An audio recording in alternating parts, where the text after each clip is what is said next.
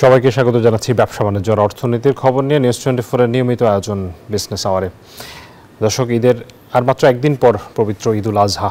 ঈদুল আজহার আগে এটি আমাদের শেষ বিজনেস আওয়ার। আজকের আয়োজনে আমরা আলোচনা করব ব্যবসা বাণিজ্যের যে খরচ বাড়ছে, বিশেষ করে করের বোঝা বাড়ছে। এই বাজেটের পর বাজেটের যেসব সিদ্ধান্ত এসেছে, কিছু কিছু ক্ষেত্রে কমলেও বেশিরভাগ ক্ষেত্রে দেখা গেছে করের বোঝা বাড়ছে। বিশেষ করে যারা ই কমার্সের সাথে জড়িত, ই কমার্স লেনদেনে যে ভ্যাটের পরিমাণ বাড়ানো হয়েছে ৫% থেকে ১৫% করা হয়েছে, সেটি কিন্তু ক্ষুদ্র ক্ষুদ্র উদ্যোক্তাদের অনেক বেশি দুশ্চিন্তায় ফেলেছে। এর বাইরে আমরা আজকে আলোচনা করতে চাই কোরবানির পশুর হাটের পরিস্থিতি, কেমন বেচাকেনা চলছে। আমরা আলোচনা করতে চাই পশুর প্রক্রিয়াজাতকরণের সাথে জড়িত যেসব পণ্য আছে, সেসব পণ্যের বেচাকেনা কেমন চলছে এবং সেই সাথে চামড়ার প্রক্রিয়াজাতকরণের প্রস্তুতি কেমন। সাভার থেকে আমাদের সংবাদ আছে। আমাদের সাথে আজকে আলোচনার জন্য জুমে যুক্ত হয়েছেন বেসিসের সাবেক সভাপতি সৈয়দ আলমাস কবির। আমরা তাকে স্বাগত জানাতে চাই। জনাব আলমাস কবির, আপনাকে স্বাগত জানাচ্ছি। আমরা আপনার সাথে আলোচনায় যাব, তবে তার আগে আমাদের কাছে একটি সংবাদ রয়েছে, আমরা একটু দেখতে চাই। লাভ লোকসান যাই হোক, দিতে হবে কর, বাড়বে করের হারও। প্রস্তাবিত বাজেটে সরকারের এমন ঘোষণায় হতাশ শিল্প উদ্যোক্তা এবং ব্যবসায়ীরা। বলছেন, সরকারের এমন সিদ্ধান্ত জোর করে কর আদায়ের শামিল। এখান থেকে বের হয়ে করজালের আওতা বাড়ানোর তাগিদ দিয়েছেন তারা। বিস্তারিত জানাচ্ছেন রিয়াদ সুমন। 18 কোটি জনসংখ্যার দেশে কাগজে কলমে করদাতা এখন 1 কোটি 14 লাখ। সংখ্যায় কোটির ঘর ছাড়ালেও রিটার্ন জমা দেন মাত্র 45 লাখ, যাদের মধ্যে 2/3 শূন্য রিটার্নধারী। তাদের আবার 85 ভাগই ঢাকা চট্টগ্রামের। বাকি 62 জেলা থেকে কর আদায় হচ্ছে নামমাত্র। রাজস্ব আহরণে স্বচ্ছতা বৃদ্ধি করতে ইতিমধ্যে আমরা বেশ কিছু উল্লেখযোগ্য পদক্ষেপ গ্রহণ করেছি। প্রস্তাবিত বাজেট বলছে, কোম্পানির টার্নওভার ট্যাক্স বা লেনদেন কর বিদ্যমান 0.6% থেকে বাড়িয়ে বাধ্যতামূলক 1% করা হবে। অর্থাৎ কোনো প্রতিষ্ঠান পণ্য সেবা বিক্রি করে 100 টাকা আয় করলে তার উপর 1 টাকা কর নেবে সরকার। লোকসান হলেও গুনতে হবে এই কর। বিভিন্ন পণ্য পরিষেবার যথাসম্ভব।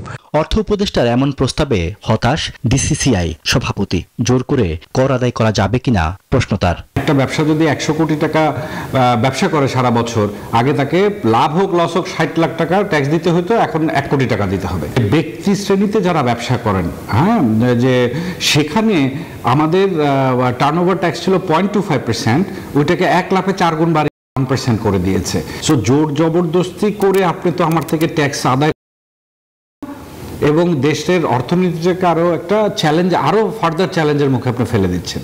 এমনিতেই ব্যাংক ঋণের উচ্চ সুদহার, জ্বালানি সংকট সহ নানা কারণে কঠিন সময় পার করছে শিল্প। এমন অবস্থার মধ্যে সরকারের এই সিদ্ধান্তকে মরার উপর খাড়ার ঘা হিসেবে দেখছে ব্যবসায়ীদের 2 শীর্ষ সংগঠন বিটিএমইএ ও BGMEA. 1% is too high for our industry, especially SME ফ্যাক্টরিগুলো they will be in big trouble যদি এটা কন্টিনিউ করে। যেমন আমাদের ইন্ডাস্ট্রিতে 1% অ্যাডসোর্স ট্যাক্স, এখন যে ফ্যাক্টরিগুলো প্রফিট করছে না, লস করছে, সে 1% অ্যাডসোর্স ট্যাক্স দিয়ে তো তার অবস্থা আরো খারাপ হয়ে যাচ্ছে। কর তো দিবই, কর তো দেওয়ার থেকে আমরা স্কেপ করতে পারবো না। আমার আয় থাকলে আমি কর দিব।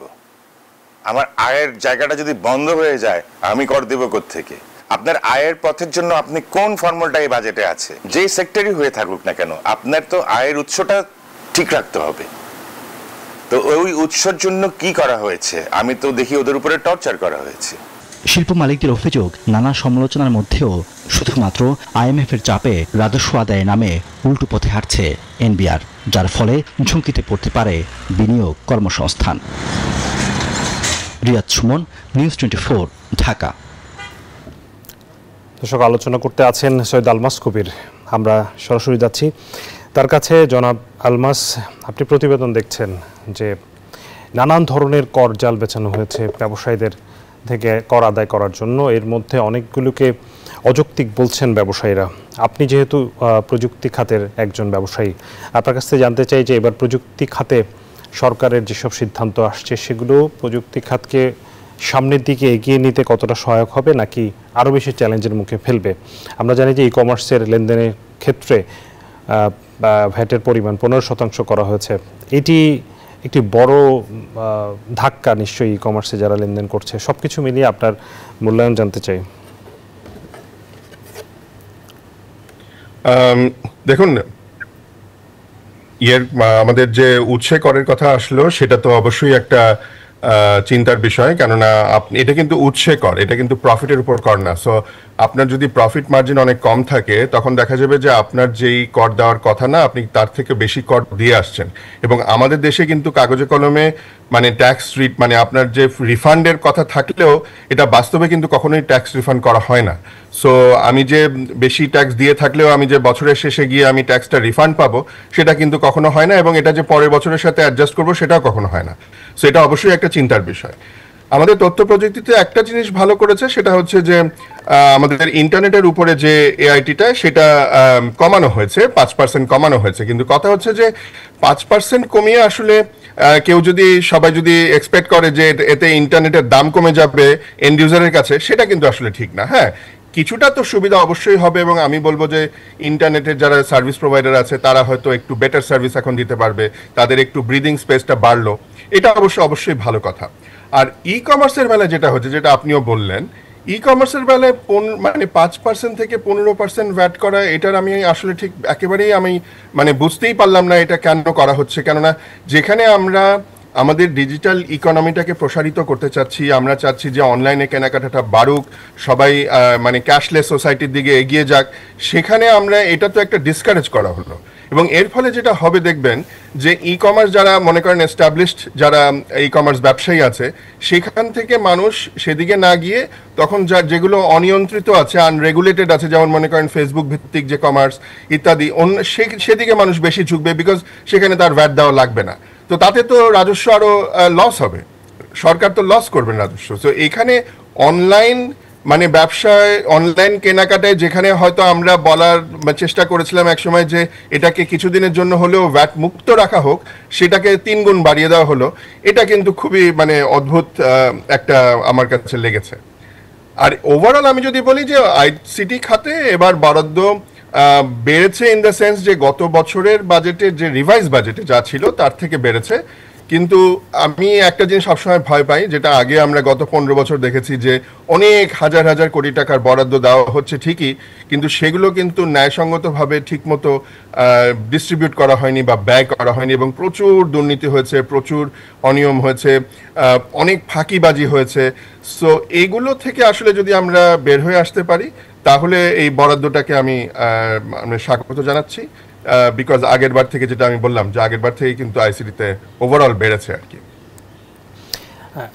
জনাব আলমাস, আপনারা মানে সরকারের সাথে, বিশেষ করে এনবিআর এর সাথে বাজেটের পূর্ববর্তী যেসব আলোচনা হয়েছে সেখানে আপনারা যেসব প্রস্তাবগুলো করেছিলেন তার কতটা প্রতিফলন দেখলেন বাজেটে? সত্যি কথা বলতে সেরকম কিছু দেখিনি। এআইটিটা কমানো হয়েছে, এটা একটা ভালো জিনিস। এটা আসলে আমরা আরও কমাতে বলেছিলাম, এটা আমরা শূন্য করতে বলেছিলাম আসলে। আরেকটা যেটা আমরা বলেছিলাম যে আমাদের যেটা সমস্যা যেটা হয় যে স্পেশালি ইন্টারনেটের ক্ষেত্রে যদি আমি বলি, যে ইন্টারনেটে কিন্তু অনেকগুলি লেয়ার রয়েছে। যখন আপনি প্রথম ব্যান্ডউইথটা আসে হয়তো যেটা আইটিসিএল এর কাছ থেকে, সেখান থেকে এনটিটিএনের মাধ্যমে যায় আইআইজির কাছে, সেখান থেকে আবার এনটিটিএনের মাধ্যমে আইএসপির কাছে, সেখান থেকে আবার যায় এন্ড ইউজারের কাছে। এই যে প্রতিটা ধাপ, এতগুলো ধাপ, প্রত্যেক ধাপে কিন্তু 5% করে ভ্যাট অ্যাড হতে থাকে, এবং যেহেতু এটা 5% ভ্যাট, সেই জন্য ভ্যাট রিবেটের কোনো আপনার সুযোগ নেই এখানে। যদি 15% হতো তাহলে কিন্তু আগের ভ্যাটটা মানে রিবেট পাওয়া যেত, আগের ভ্যাটটা রিফান্ড করে নেওয়া যেত, অ্যাডজাস্ট করে নেওয়া যেত। সো এই যে একটা ভ্যাটের উপর ভ্যাট, ভ্যাটের উপর ভ্যাট, তার উপরে ভ্যাট, এর ফলে কিন্তু যেটা হচ্ছে যে এন্ড ইউজার কিন্তু বেশি পে করছে। সো এই যে double vat, triple vat, quadruple vat হচ্ছে, এইটা থেকে আমাদের বেরিয়ে আসা উচিত ছিল, কিন্তু এটার ব্যাপারে আমরা কোনো রকম দিক নির্দেশনা পাইনি। আরেকটা যেটা আমি বলবো যে আমাদের স্টার্ট আপের বেলায় একটা ভালো জিনিস এবার আমাদের অর্থ উপদেষ্টা বলেছেন যে 100 কোটি টাকার একটা বরাদ্দ রাখা হয়েছে, যদিও এটা আগেও ছিল, স্টার্ট আপ বাংলাদেশের জন্য আগেও বরাদ্দ ছিল। তো এই বরাদ্দগুলো কিন্তু মানে সঠিক যে যারা সত্যিকারের পোটেনশিয়াল আছে যেসব স্টার্ট আপে, সেইখানে যদি আমরা দেই যেমন আগে যেটা আমরা দেখেছি যে দলীয় যারা মতালম্বী আছে তার বা মানে নানা রকম পৃষ্ঠপোষকতা করেছে দলীয়ভাবে রাজনৈতিকভাবে, তাদেরকে এই বরাদ্দগুলো দেওয়া হয়েছে, টাকাগুলো দেওয়া হয়েছে।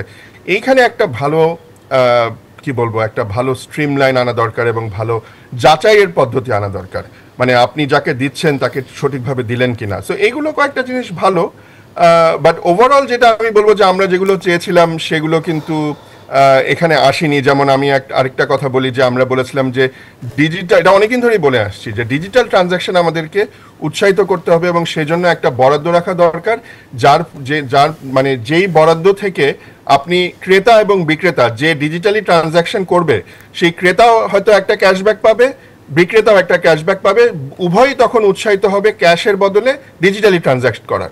তো এই ধরনের কোনো পদক্ষেপ কিন্তু আমরা দেখিনি ডিজিটাল ট্রানজ্যাকশনকে বা ডিজিটাল ইকোনমিকে উৎসাহিত করার জন্য। আবার আমরা বলেছিলাম যে আমাদের দেশে কিন্তু এখন অনেক বড় বড় কোম্পানি অনেক বড় বড় কাজ করেছে অলরেডি, যেমন মনে করেন ড্রাইভার্স লাইসেন্সের কাজ করেছে, রেজিস্ট্রেশন কাজ করেছে, হজ ম্যানেজমেন্টের মতো বিশাল কাজ করে আসছে অনেক বছর ধরে। এই যে এক্সপার্টিসগুলো, এইগুলো কিন্তু আমরা অনেক অনুন্নত দেশে আমরা অফার করতে পারি। যেমন আফ্রিকার অনেক দেশে তাদের কিন্তু এই জিনিসগুলো দরকার, আমরা কিন্তু সেই আমাদের এই কোম্পানিগুলো সেখানে এগুলো অফার করতে পারে। যেটা বলা হয়েছিল যে টেকনিক্যাল অ্যাসিস্ট্যান্স বলে, G2G কোনো চুক্তির মাধ্যমে যদি বাংলাদেশ গভর্নমেন্ট সেই দেশের গভর্নমেন্টের সাথে একটা চুক্তি করে এবং একটা অনুদান দেয় যে তোমাদের আমরা এই হজ ম্যানেজমেন্টের কাজটা করে দিব, কিন্তু শর্ত থাকবে যে বাংলাদেশি কোম্পানিকে দিয়ে কাজটা করাতে হবে, তাহলে যেটা হবে যে যেই টাকাটা অনুদান দেওয়া হলো ওই দেশকে, সেই টাকাটা আবার কিন্তু বাংলাদেশেই ফেরত আসতো, বাংলাদেশের কোম্পানির কাছেই ফেরত আসতো।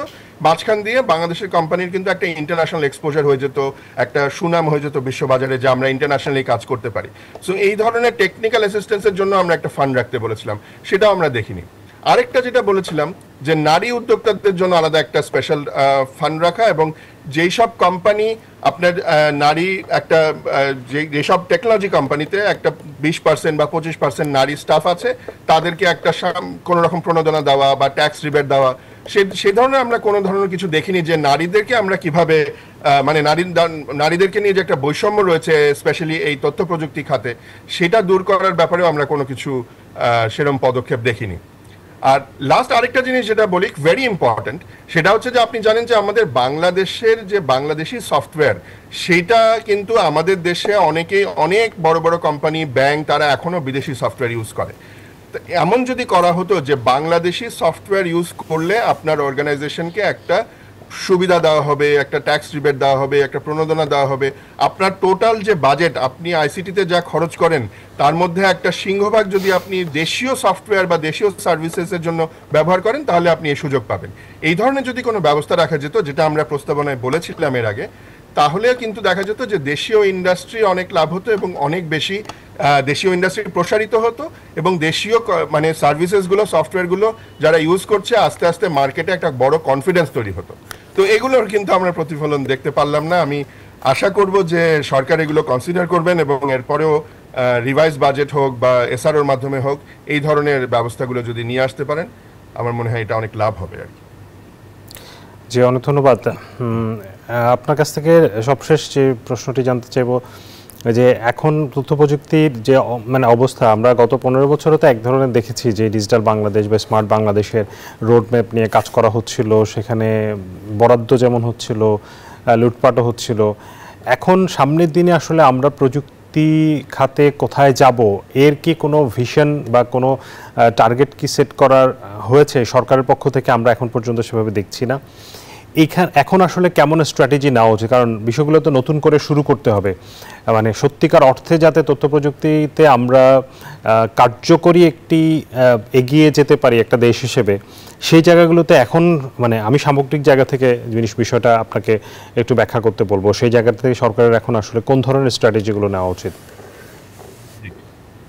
আমার জানা মতে একটা রোডম্যাপ তৈরি হচ্ছে আমাদের তথ্য প্রযুক্তি খাতে। আমাদের আমরা যে এই যে আমরা যে তথ্য প্রযুক্তি খাতে এগিয়ে যাব যে বা যেতে হবে আমাদের, এছাড়া আসলে এটা আমাদের কোনো অল্টারনেটিভ নাই, না হলে আমরা পিছিয়ে পড়বো। সো এটার ব্যাপারে একটা রোডম্যাপ তৈরি করা হচ্ছে, একটা ন্যাশনাল ডিজিটাল আর্কিটেকচারও তৈরি করা দরকার, যেটা আগে একবার হয়েছিল কিন্তু সেভাবে ওটার কোনো ফলো করা হয়নি। তো এটা একটা দরকার। তাহলে যেটা হবে যে সবগুলো সংস্থা একসাথে মিলে কাজ করতে পারবে এবং একটা জায়গায় সেন্ট্রালাইজ ভাবে, আপনি মনে করেন ধরেন আপনার এনআইডি কার্ড, এই এনআইডি কার্ড দিয়ে আপনি সবকিছু আপনার ইনফরমেশন থাকবে, সবকিছু মানে সংযুক্ত থাকবে, সেটা আপনার ইনকাম ট্যাক্স বলেন, আপনার ব্যাংক বলেন, আপনার মেডিকেল রেকর্ডস বলেন, আপনার পাসপোর্ট ইমিগ্রেশন বলেন, সবকিছু আপনার একটা কার্ড দিয়ে বা একটা আইডি দিয়ে কিন্তু হবে। সো এই ধরনের একটা ন্যাশনাল ডিজিটাল আর্কিটেকচারের দিকে আমাদের এগোতে হবে। আরেকটা যেটা আমাদের ভীষণ যেটা করা দরকার এবং ইমিডিয়েটলি করা দরকার, সেটা হচ্ছে আমাদের স্কিল ডেভেলপমেন্ট। আমাদের স্কিল ডেভেলপমেন্টের জন্য আলাদা বরাদ্দ রাখা দরকার এই বাজেটে, এবং এই স্কিল ডেভেলপমেন্টের প্রতি কিন্তু আমরা এটা কথা কিন্তু সবসময় বলে আসছি।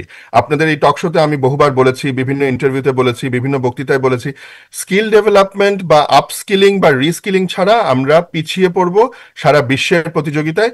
আপনারা দেখবেন যে আমরা তথ্য প্রযুক্তিতে বলছি যে যেই আমরা এক্সপোর্ট যেগুলো করছিলাম গত 2 বছর ধরে কিন্তু আমরা কনস্ট্যান্টলি ডিক্লাইন করেছে আমাদের এক্সপোর্ট। তার কারণ হচ্ছে আমরা যেই ধরনের কাজ করতে অভ্যস্ত, যেই ধরনের কাজ আমাদের এখন দক্ষতা রয়েছে, সেই কাজগুলো আস্তে আস্তে আর্টিফিশিয়াল ইন্টেলিজেন্স দিয়ে করে ফেলা যাচ্ছে।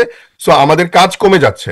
সো আমরা যদি নিজেদেরকে দক্ষতা না বাড়াতে পারি, আমরা যদি আরেকটু ডিসিশন মেকিং বা আমাদের যে নতুন নতুন যে টেকনোলজি সেগুলো যদি আমরা না শিখতে পারি, তাহলে কিন্তু আমরা বিশ্ববাজারে পিছিয়ে যাব।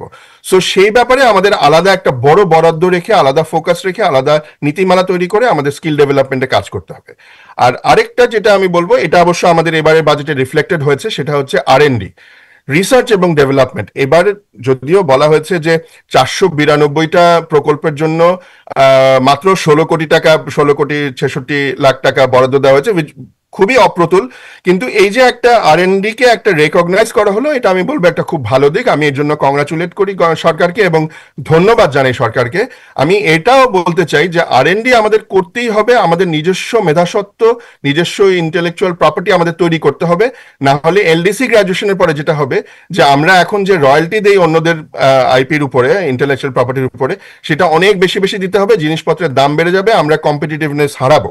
সো এই জন্য আমাদের নিজস্ব R&D থাকতে হবে, এবং এই কারণে যেই কোম্পানিগুলো R&D তে ব্যয় করবে তাদেরকে একটা ট্যাক্স রিবেট হোক বা কোনো প্রণোদনা হোক, সেটা যদি দেওয়া হয়, তাহলে কোম্পানিগুলো R&D তে, রিসার্চ অ্যান্ড ডেভেলপমেন্টে বেশি বেশি করে খরচ করবে। তারাই হয়তো ইউনিভার্সিটিগুলোকে গ্র্যান্ট দিবে, অনুদান দিবে। সো সরকার এখন ইউনিভার্সিটিগুলোর জন্য 16 কোটি টাকা, 16.5 কোটি টাকার মতো বরাদ্দ রেখেছেন গ্র্যান্ট এই R&Dর জন্য।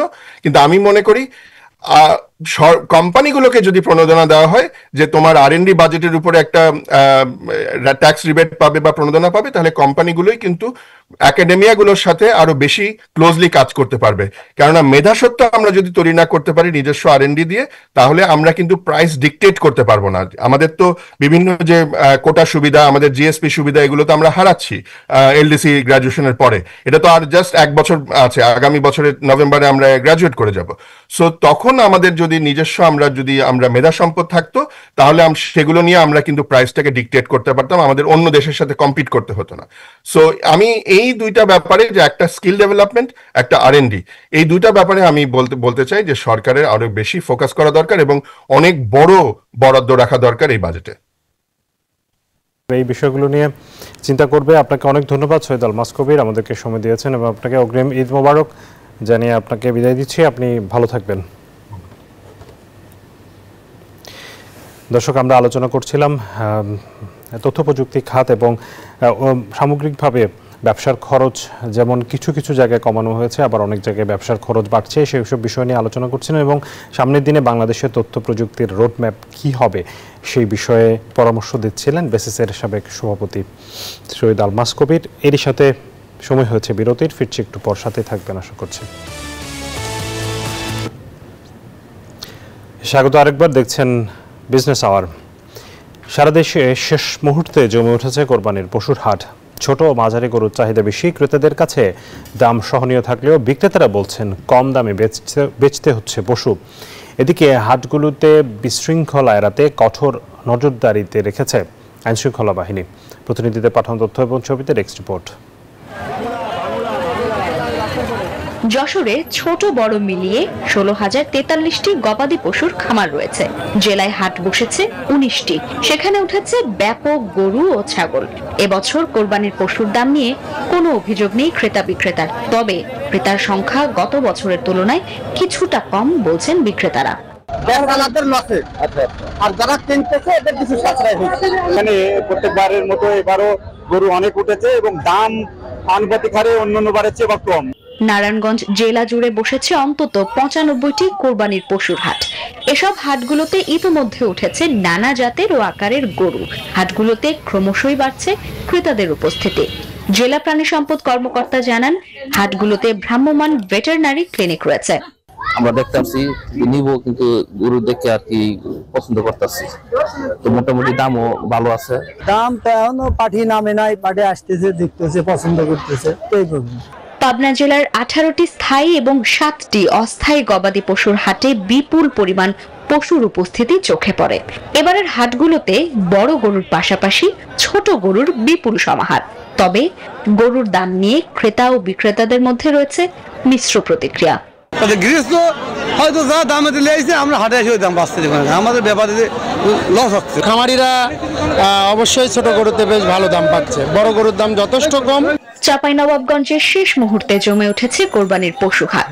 সীমান্তবর্তী জেলা হলেও এবার হাটে নেই ভারতীয় গরু, আর দেশীয় গরু দিয়েই জেলার কোরবানির চাহিদা মেটানোর পর উদ্বৃত্ত থাকবে বলে জানিয়েছে প্রাণী সম্পদ বিভাগ। পর্যাপ্ত পরিমাণ গরু নেমেছে মাঠে এবং গ্রাহকও পর্যাপ্ত পরিমাণ আছে।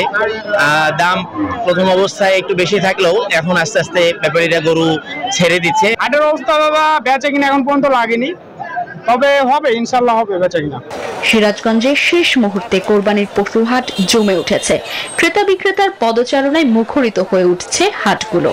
গরুর দাম স্বাভাবিক হওয়ায় ক্রেতারা খুশি, তবে খামারিদের দাবি গোখাদ্যের দাম বাড়তি থাকায় কোরবানির পশু বিক্রি করে বেশি লাভ পাচ্ছেন না তারা। আমি কম চাই আর যারা বিক্রি করতে তারা একটু বেশি চাই, এই হলো তফাৎ। তো মোটামুটি ভালোই আছে মার্কেট। গরু ঘোড়া পালতে মনে করেন 2500 টাকা বস্তা বসে খিলে পালা হয়েছে, খরচা হিসাবে তো নাই, চালানো উঠবো না। নিরাপত্তা নিশ্চিত করতে প্রশাসন ও আইন শৃঙ্খলা বাহিনীর পক্ষ থেকে নেওয়া হয়েছে বিশেষ উদ্যোগ। Desk report, news 24। কোরবানির পশুর হাটের খবর জানাতে গাবতলী থেকে যুক্ত হচ্ছেন সহকর্মী মাহমুদ হাসান। হাসান, হাটে পশুর বেচাকেনা কেমন? এবার বিক্রেতারা কি বলছেন, মানে ক্রেতা সমাগম কেমন এবং তারা কি দামের ব্যাপারে কি বলছেন?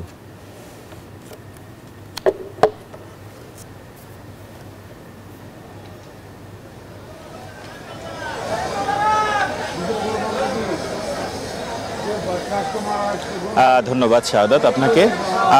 ঈদুল আজহার কিন্তু আর মাত্র একদিন বাকি, কালকের দিন পার হলে কিন্তু ঈদুল আজহা, আর সেই জন্যই কিন্তু এই রাজধানীবাসী কিন্তু বেশ জোরে সোরেই এই বাজারে আসছেন সকাল থেকেই, এবং পশু কেনার জন্য যে তাদের মানে এক জায়গা থেকে আরেক জায়গায় দৌড়াদৌড়ি, সেটা কিন্তু আমরা সকাল থেকেই লক্ষ্য করেছি। আমরা কিন্তু বেশ কয়েকটি হাট ঘুরে দেখেছি, প্রত্যেকটা হাটেই কিন্তু এখন বর্তমানে ক্রেতা সমাগম অনেক বেশি, আর পশুর আমদানি গরু ছাগল দু একটা হাটে কিন্তু উটেরও দৃশ্য আমরা দেখেছি।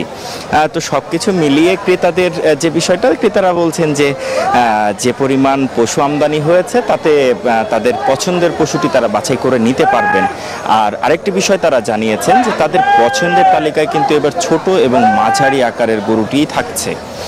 আর কিছু কিছু ক্ষেত্রে আমরা দেখেছি যে গাবতলীর হাটে কিন্তু বড় আকারের পশু কিন্তু অনেকটা বেশি আমদানি হয়েছে, এবং বিভিন্ন খামারিরা কিন্তু নিয়ে এসেছেন দেশের বিভিন্ন জায়গা থেকে।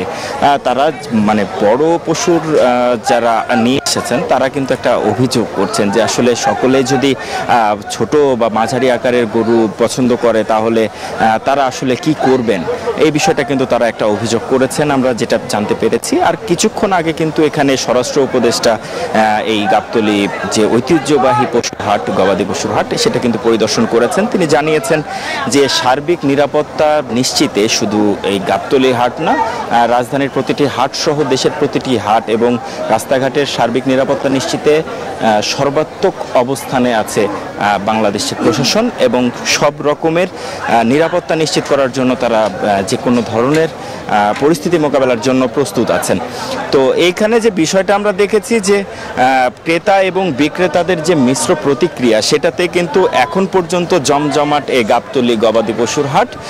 তবে হাট কর্তৃপক্ষ যেটা আমাদেরকে জানিয়েছেন যে দুপুর পর থেকে আরও জমজমাট হয়ে উঠবে বেচা কেনা।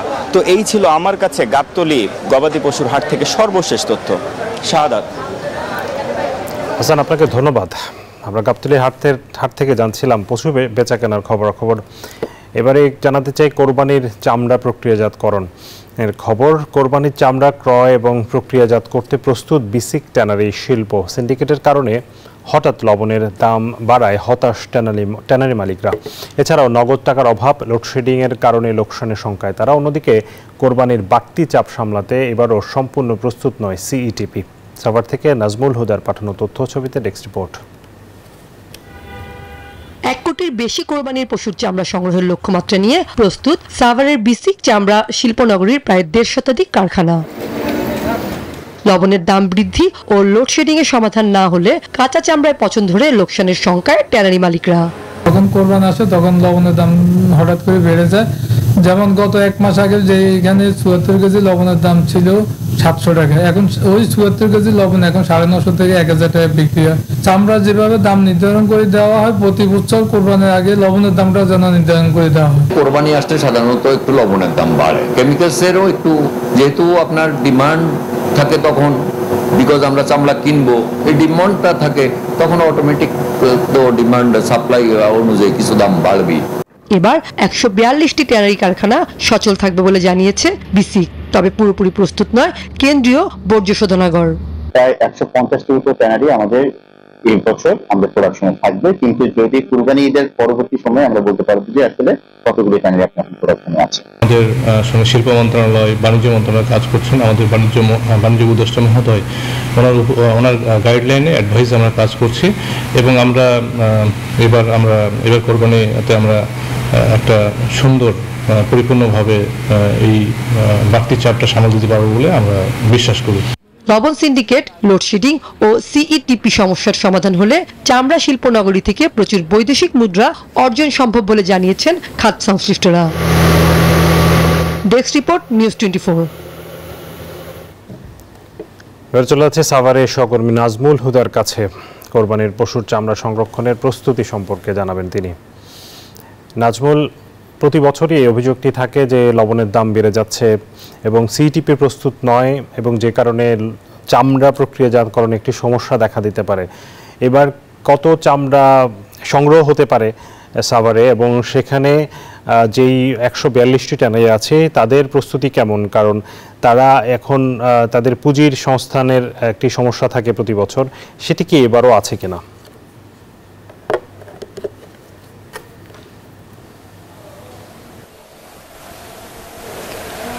হোসেন শাহাদাত, আপনাকে ধন্যবাদ। আপনি যেমনটি বলছিলেন তার আগে একটি প্রতিবেদন দেখাচ্ছিলেন এবং প্রতিবেদন বিস্তারিত ছিলেন এবং মালিক এবং ট্যানারি অ্যাসোসিয়েশনের তাদের যে চিন্তার ভাব সেটা কিন্তু আসলে বোঝাই গেছে সেই প্রতিবেদনে। এবার যেহেতু এই চামড়া শিল্প ট্যানারিতে কিন্তু আপনারা জানেন যে প্রতি বস্তা লবণ কিন্তু 250 থেকে 300 টাকা বস্তায়, 74 কেজি বস্তায় লবণের দাম বেড়েছে। এটা একটা গুরুত্বপূর্ণ কারণ এবং যেহেতু চামড়া যে সংরক্ষণ করা হচ্ছে এবং একমাত্র লবণের উপর নির্ভর করেই কিন্তু তারা চামড়াগুলো সংগ্রহ করে এবং কোরবানির ঈদকে সামনে রেখেই চামড়া সংরক্ষণের যে প্রস্তুতি ট্যানারি মালিকরা কিন্তু নিয়েছে এবং 142টি ট্যানারি কিন্তু এখন সচল রয়েছে এবং যেহেতু এই ট্যানারিগুলি মালিকরা কিন্তু এখন চামড়া কিনতে ব্যাংক থেকে যে ঋণ, সেই ঋণটা আসলে তারা বলছে যে তারা সঠিক সময় তারা পায়নি এবং না পাওয়ার কারণেই কিন্তু আসলে কারণ জানাচ্ছিলেন এবং বলছিলেন যে তারা শুধু এই চামড়া সংরক্ষণই নয়, এখানে লবণ কিনতে হয়, চামড়া সংরক্ষণ করতে চামড়া সংগ্রহ করতে হয়। এছাড়াও কিন্তু আপনারা জানেন যে এই যে কেমিক্যাল থাকে, বিভিন্ন কেমিক্যাল থাকে, সেই কেমিক্যাল কিন্তু তারা সংগ্রহ করে। এবং সবচেয়ে বড় ক্রাইসিস হচ্ছে তাদের বলা হচ্ছে যে লবণ, এবং হঠাৎ করেই কিন্তু এই সময় আসলে প্রতি বস্তায় কিন্তু তারা বলছে যে 250-300 টাকা পার বস্তায় লবণের দাম বাড়িয়ে দেওয়া হয়েছে। একই সঙ্গে যে সালফেট বা বিভিন্ন কেমিক্যাল, সেই কেমিক্যালও কিন্তু তারা সংগ্রহ করেছেন। বলা হচ্ছে যে এবার একটু যেহেতু এই ট্যানারি এই যে অ্যাসোসিয়েশন রয়েছে তারা আসলে বিভিন্ন অভিযোগও করেছেন যে তারা এবার যে এখানে যে বুলুয়া করবে, বুলুয়া না করতে এবং যে কোনিয়ামগুলো ফেলানো হয় এই এবং যে বর্জ্য শোধনাগার যেটি রয়েছে সেটাও তারা বলছে যে এখন পুরোপুরি প্রস্তুত না থাকার কারণে যে সমস্যাটি দেখা দিয়েছিল সেই বিষয় নিয়ে কিন্তু তারা কথা বলেছিলেন। এবং এক কথায় আমরা যদি বলি যে এখন কিন্তু যে এই চামড়া শিল্প ট্যানারি মালিকরা কিন্তু চামড়া সংগ্রহ করতে প্রতিটা জেলায় কিন্তু তারা চামড়া সেখান থেকে সংগ্রহ করবে, সেখান থেকেই লবণ দিয়ে কিন্তু সেখানে রেখে এরপরে পর্যায়ক্রমে কিন্তু এই চামড়া মাসব্যাপী কিন্তু তারা সংগ্রহ করে কারখানাতে আনবে। এই ছিল আমার কাছে চামড়া সংগ্রহ এবং প্রস্তুতির সর্বশেষ খবর। ফিরে যাচ্ছি স্টুডিওতে। নাজমুল, আপনাকে অনেক ধন্যবাদ। দর্শক, এবারে দেখব আমরা পশু কোরবানি এবং আনুষঙ্গিক কাজে ব্যবহৃত পণ্যের বেচাকেনাও চাঙ্গা এই মুহূর্তে, কারণ একদিন পরে কোরবানি, দা, ছুরি, চাটাই সহ বিভিন্ন পণ্য যেগুলো এই সময় আসলে ব্যাপক বেচাকেনা হয় সেসব কেনাবেচার খবর জানাতে কারণ বাজার থেকে যুক্ত হচ্ছেন সহকর্মী মরিয়ম আজিজ মৌরিন। তার কাছে জানতে চাইব বেচাকেনা কেমন, কারণ অনেকেই পশু কিনে ফেলেছেন, অনেকে আজকে কিনবেন হয়তো, কিন্তু এইসব পণ্যের বেচাকেনা কেমন এবং দরদাম নিয়ে কোনো অভিযোগ আছে কিনা।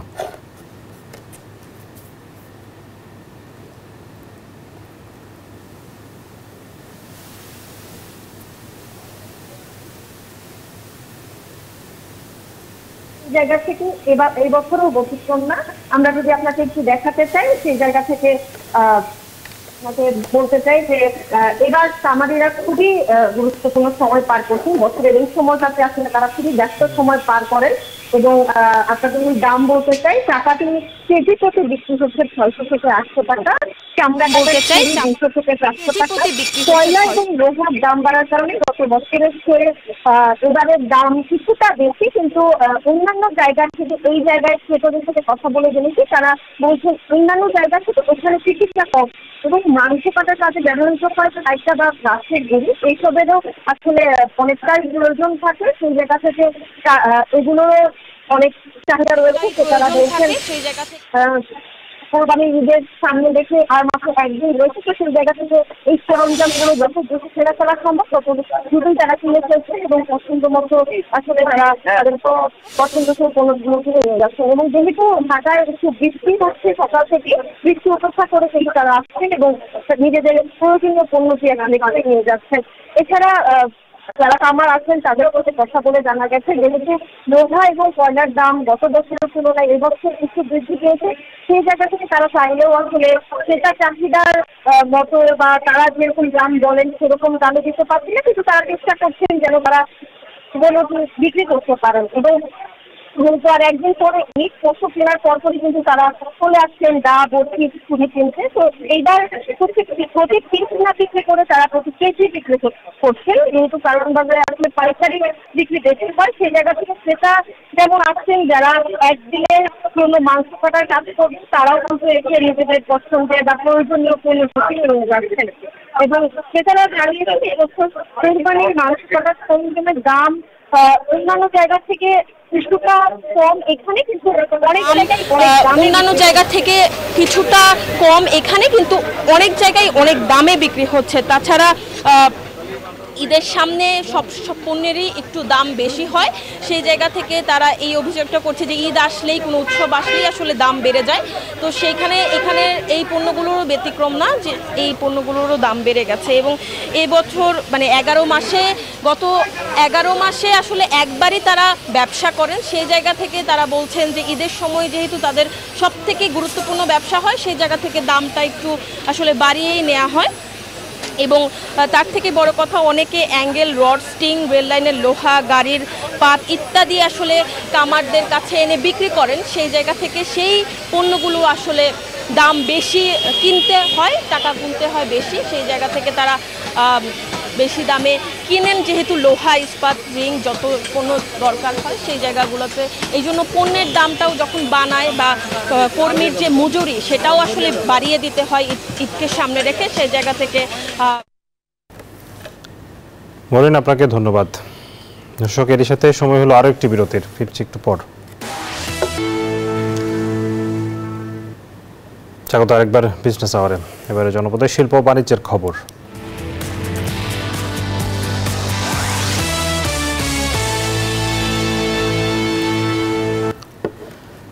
চট্টগ্রামে 3 উদ্যোক্তার চেষ্টায় সুপারি গাছের খোল দিয়ে তৈরি হচ্ছে প্লেট, বাটি, চামচ, ট্রে সহ 19 ধরনের বাহারি তৈজসপত্র। পরিবেশ বান্ধব এবং স্বাস্থ্যকর হওয়ায় বাজারে অন্যান্য প্লেটের তুলনায় এগুলোর চাহিদাও বেশি। সুপারি গাছের খোল গ্রামে খুবই সহজলভ্য হওয়ায় এর মাধ্যমে বেশি লাভবান হওয়া সম্ভব বলে জানিয়েছেন উদ্যোক্তারা। আবু জাবেদের ছবিতে চট্টগ্রাম থেকে আরও জানাচ্ছেন নয়ন বড়ুয়া জয়। বনে জঙ্গলে পড়ে থাকা সুপারি গাছের খোল বা ঢাল এখন আর ফেলনা নয়। এক সময় বাগানে পড়ে থেকে নষ্ট হয়ে গেলেও এখন এই খোল দিয়ে থালা, বাটি, নাস্তার প্লেট, ট্রে সহ নানা রকমের তৈজসপত্র তৈরি করছে চট্টগ্রামের একটি কারখানায়। অন অ্যান অ্যাভারেজ একটা প্লাস্টিকের প্লেট 6 টাকা, তো আমাদের এই প্লেটটা 6 টাকা 7 টাকা ফুড গ্রেডেড, কিন্তু আমাদের প্লেটটা হচ্ছিল 10 টাকা। সো আলটিমেটলি হচ্ছে কি প্লাস্টিক যে ক্ষতিটা করতেছে সেই ক্ষতিটা এই প্লেটের মধ্যে নাই। এই প্লেটটা পরিবেশ বান্ধব, কেমিক্যাল ফ্রি। বিশ্বজুড়ে ক্রমে বাড়ছে পরিবেশ বান্ধব এসব পণ্যের চাহিদা, তাই উদ্যোক্তাদের আগ্রহ বেড়েছে এসব পণ্য তৈরির, বাড়ছে কর্মসংস্থানও। পাতাটা মেশিনে দিলে বের হওয়ার পরে অনেক ভালো লাগে, সুন্দর লাগে দেখতে। এটা নিজের থেকে বের হয়, এটা টাইম অনুযায়ী। আমার অনেক ভালো লাগতেছে এখানে কাজ করে, ভালো অনেক এখানে পরিবেশ সুন্দর, বা এটা আমার রান্না আনতেছে ভালো লাগতেছে দেখতে, বা বানিয়ে দিচ্ছে আমার খুব ভালো লাগতেছে। দেখলে বোঝা মুশকিল হবে এই প্লেটগুলো কি দিয়ে তৈরি হচ্ছে। আসলে সুপারি গাছের খোল দিয়ে এসব প্লেট কিংবা থালা তৈরি করা সম্ভব, তা প্রমাণ করেছেন চট্টগ্রামের 3 জন উদ্যোক্তা। উৎপাদন বাড়াতে দেশ জুড়ে বেশি বেশি সুপারি গাছ রোপণের আহ্বান উদ্যোক্তাদের। অপার সম্ভাবনা বাংলাদেশের এই রপ্তানি মুখোশ শিল্পে ঢোকার, অর্থাৎ এটা বিদেশ থেকে এই পর্যন্ত আমাদের দেশে, আমাদের কাছে বিশেষ করে প্রায় 8-10 থেকে চাহিদা আসছে। আমরা ওই চাহিদা মেটানোর সক্ষমতা নিয়েই আমাদের যাত্রা শুরু করেছি। এখন সরকারিভাবে সহায়তা পেলে বাংলাদেশে তৈরি এই টেকসই পণ্যের তালিকা আরও বাড়বে মনে করছেন সংশ্লিষ্টরা। নয়ন বড়ুয়া জয়, নিউজ 24, চট্টগ্রাম। এবারে বিশ্ব বাণিজ্যের খবর।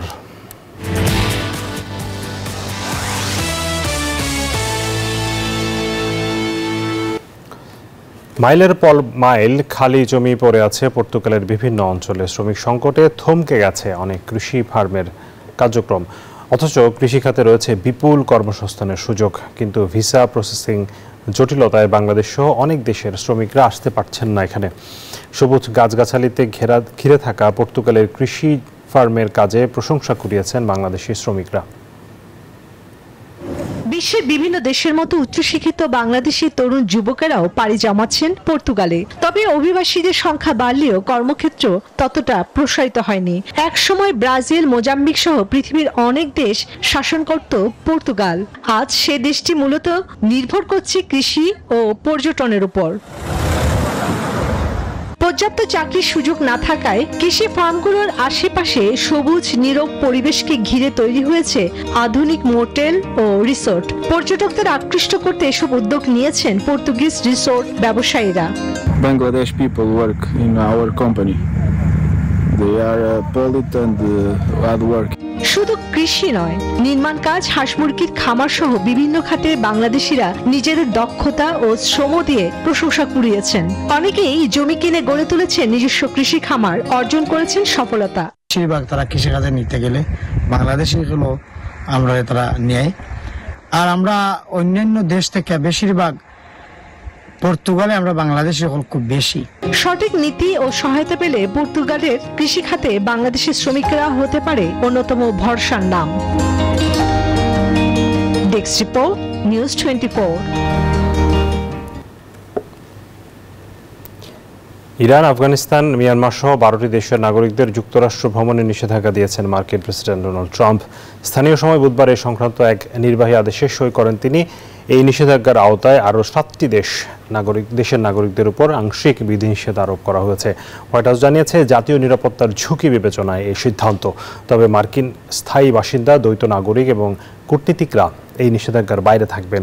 এর আগেও 2017 সালে 7টি মুসলিম প্রধান দেশের উপর ভ্রমণ নিষেধাজ্ঞা জারি করেছিলেন ট্রাম্প।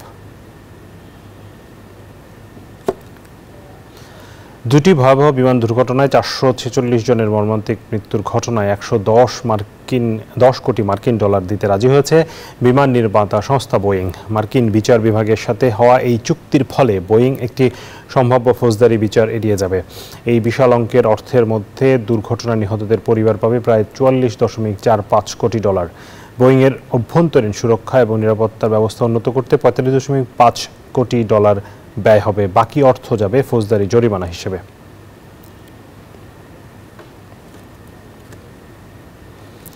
দর্শক, এই ছিল বিজনেস আওয়ারের আজকের আয়োজনে। সাথে থাকার জন্য ধন্যবাদ সবাইকে।